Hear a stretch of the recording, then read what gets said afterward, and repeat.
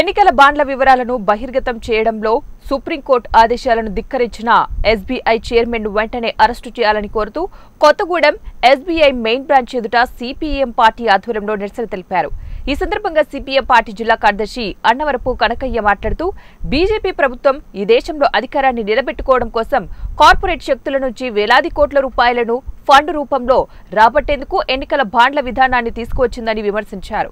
వేల కోట్ల రూపాయలతో బీజేపీ తిరిగి అధికారంలోకి రావాలని చూస్తుందన్నారు. బీజేపీకి కార్పొరేట్ వ్యక్తులు ఎవరైతే ఎన్నికల బాండ్లు కొనుగోలు చేసినా అప్పజెప్పిన విధానంపై సుప్రీంకోర్టు చర్చించి ఎన్నికల బాండ్ల విధానం సరైంది కాదని, ఎన్నికల బాండ్లు ఎవరైతే కొనుగోలు చేశారో ఎవరికైతే ఇచ్చారో ఆ వివరాలు మొత్తం కూడా బహిర్గతం చేయాలని ఎస్బీఐకి ఆదేశించడం జరిగింది. మార్చి 11వ తారీఖున లోపల ఎన్నికల కమిషన్కు వివరాలు ఇవ్వాలని, 13వ తారీఖున బహిర్గతం చేయాలని సుప్రీంకోర్టు ఇచ్చిన ఆదేశాలను ఉల్లంఘించి ఎస్బీఐ పట్టించుకోకుండా ఇప్పుడున్న పరిస్థితుల్లో సమర్పించలేమని జూన్ నెల వరకు గడువు కావాలని కోరిందని, ఇది మోడీ ఎస్బీఐ ఆడుతున్న నాటకమని తీవ్రంగా విమర్శించారు.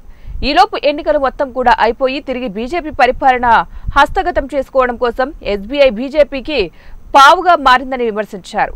సుప్రీంకోర్టు తీర్పు ఆదేశాలను ఉల్లంఘించినటువంటి ఎస్బీఐ చైర్మన్ పై కఠిన చర్యలు తీసుకోవాలని, తక్షణమే ఎన్నికల బాండ్ల వివరాలను మొత్తం కూడా బహిర్గతం చేసి దోషులను చట్టం ముందు ఉంచాలని సిపిఎం పార్టీ డిమాండ్ చేస్తుందన్నారు. చైర్మన్ గా ఉన్నటువంటి వ్యక్తి వ్యవహరిస్తున్నటువంటి తీరు ఉంది.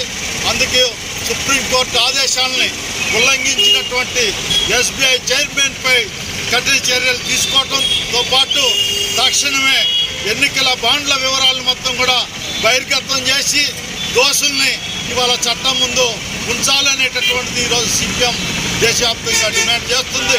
తక్షణమే సుప్రీంకోర్టు జోక్యం చేసుకొని అవసరమైతే బాండ్లు బహిర్గతం పరిచేదాకా ఎన్నికల షెడ్యూల్ని కూడా వాయిదా వేయించాలనేటటువంటిది ఈరోజు సిపిఎం డిమాండ్ చేస్తుంది.